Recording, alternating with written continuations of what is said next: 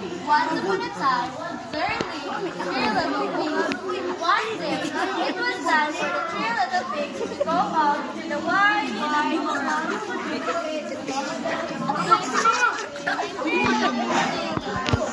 My three little pigs, it's time for you to go out to the wide, wide world. Let's go and report out to the big bad boat.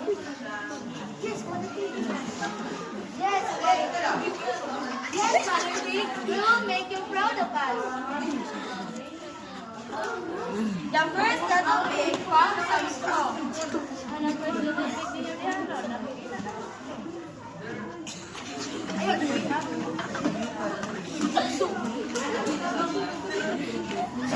Oh good, sticks. I'll build a house made of sticks. It will be super fast to build.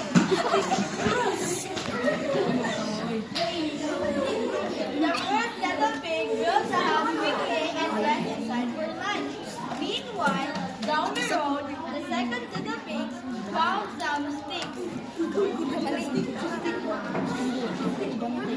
Oh good, stick. I'll build a house made of sticks. It will be shortly fast and quite safe. Correct. The second little pig built a house quickly and went inside for lunch. Meanwhile, down the road, the third little pig found some bricks. Oh good, bricks. I'll build a house made of bricks. It will be strong and safe. Soon, Big Bad Wolf went to the house of straw. He was hungry.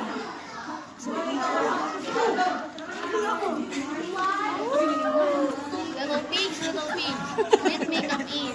No, not by the hair of my kilikili.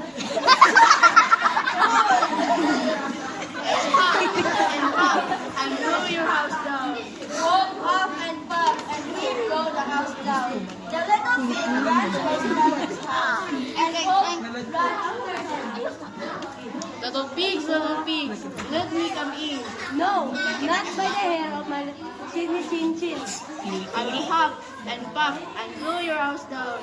The wolf puffed and puffed, and he blew the house down. The little pigs ran to their brother's house. Soon, Big Bad Wolf knocked on the door. He was really hungry now.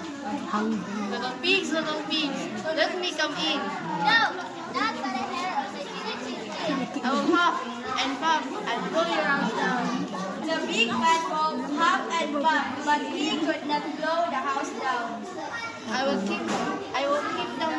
come down to the chimney to eat you. Please do. We have a surprise for you.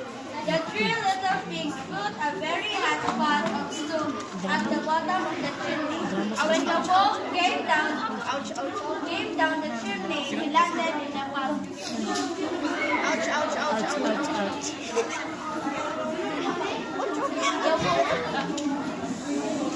The wolf ran far as fast as he could. Hooray!